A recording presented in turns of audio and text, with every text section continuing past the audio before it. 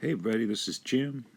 I'm gonna make some generative music or noise or something, some kind of sounds, hopefully, and record them on my iPad mini.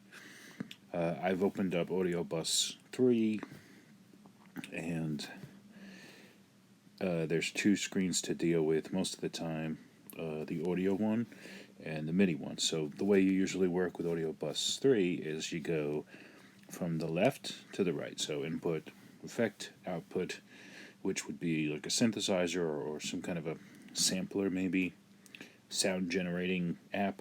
And then here it will show up as the input. And then if I want to add like an audio effect, like a reverb or something, then on the output I will use a recording app.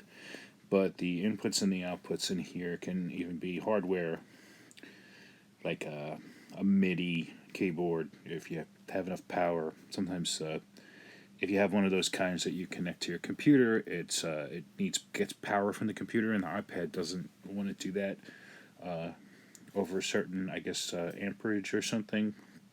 So, buy your keyboard or your MIDI controller for your computer, and then maybe as a bonus you'll get to use it on your iPad. And I can tell you the smaller ones work better with the iPads and the iPhones, by the way, too. So anyway, let's get started. So I'm going to pick some generative MIDI stuff. So let's pick the particles, which is like these balls bouncing back and forth.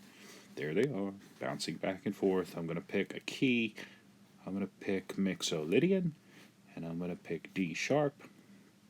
And that's not going to matter too much after I get through with this. I'm going to quantize it to be a little faster, meaning the tempo is 65. The tempo's up there in the upper left, right here. But this is you make it a smaller part of the whole, and it will go faster or slower. So 64 for me tends to be fast even when the tempo is this low. The gate length would be how long the notes will last. I'm going to put them out a bit just because sometimes some of these synths have a longer envelope that they need to get through their filters and stuff. Anyway, in the MIDI effect, I'm going to use a minimizer. Here's where I reach over and turn on my light here at home, because I was in the dark. I'm in bed, actually, and there we go. So I can see this, because I got to say this app is available on the iPhone, and it's very hard to see if you're out there, like if I'm in Manhattan or out on my bike path. I'll tend to generate things, put the phone in my pocket, and just let it go. Sit down at a bench, change up a few things. So I'm just putting these somewhere around 20. This one, I don't know, some of these really cause issues and crash things. So, but this one's fairly stable. But I mean, when I say some of these, I mean one of these things, whether it's the amount of notes or velocity or times, I forget. But if I go too far with it, it tends to, I don't know, either go off the scale or something. So I'm just going to be safe here. Just use a fifth of the percentage, I guess, 20 generally. Okay, now I'll pick a synth. Now I just did one of these, but I forgot to turn on the microphone, so I'm gonna keep that sound because it's still kind of in my head. This Red Strike synth, and hopefully you can hear that. There's a little clang. So this is kind of a metallic preset that I altered a little bit with the pitch envelope. See, that's a little too much. And I turn the noise. See, like if I turn the noise off, it's less percussive. Yeah, it's still pretty percussive, just... Anyway, so let me go back into Audiobus, and let me add, so I'm not going to do much here. I'm going to just go to audio now because I haven't started recording yet. I don't want to forget that. Audio share I like because I can upload things into my Dropbox and I don't have to worry about trying to transfer them over the USB to the computer, which is hit or miss with some of these. I think you could do it on audio share, but I just pick that and it should show up on the top. It's a little slower than some of the other apps, but there it is. I just wait till it says loading, and now I can just hit that, and red means recording. So I'm recording. So there you go. So I'm generating notes with kind of a strange synth. And I can tell you if I wanted to switch this whole app out, I would have to go out there and stop the recording. Again, like I said, it's left to right. So that means that if I remove the thing on the left, it actually get decoupled from MIDI too. It's really strange, and there's probably a good reason for it. I just don't know what it is. So what I could do here is show you.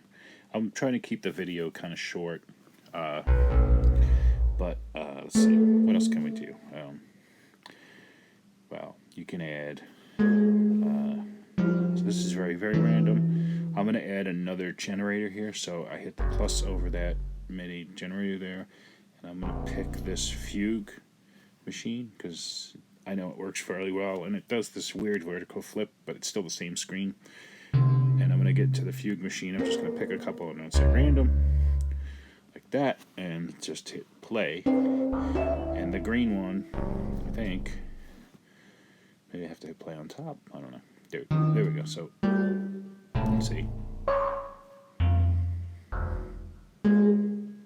So it's giving it like a rhythm that the particles doesn't have. It's a little too loud for me, but I'm not going to mess with that right now.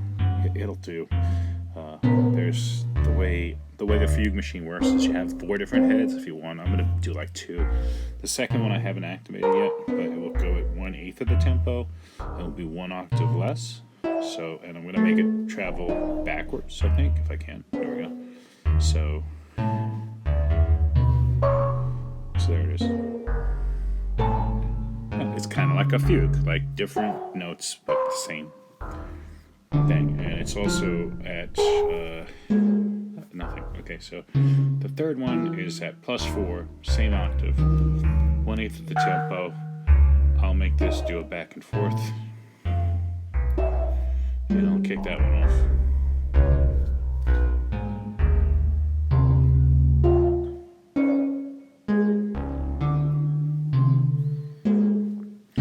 So if this sounds a little out there, because now I have 2 different MIDI streams, I don't know if they're in the same key. I didn't try to figure that out. I'll come over here into the MIDI effects and I'll add a scaler. So this will raise it to a scale. It's gonna quantize up. So if it misses the scale, it will go up 1/2 step to get into the scale, or a step, I guess. I'm gonna pick something a little bit more less committed. So how about the E all-tone scale?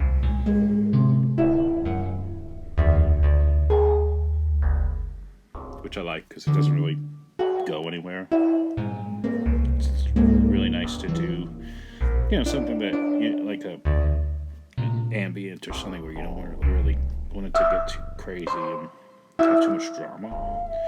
So what I like about this is now I'm like, okay, there's too many notes happening, so I can hit reject, and what that does is if a note comes in that isn't part of the scale, it will just throw it away. So now we're kind of in this zone here of space. So what I could do is, let me hide that little bar, is let me check out the effects. So how about adding some delay?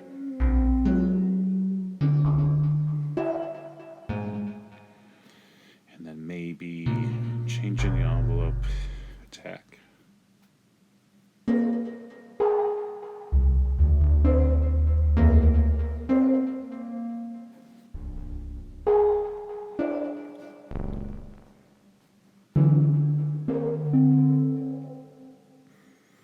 Yeah, I had to change the attack of the noise too.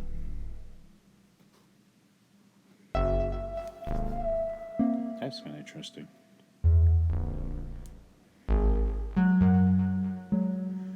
Well, the video is probably long enough, so I'm gonna stop the video now. But I'll probably let this record for like 20 minutes. So let me do that. Let me turn off the recording.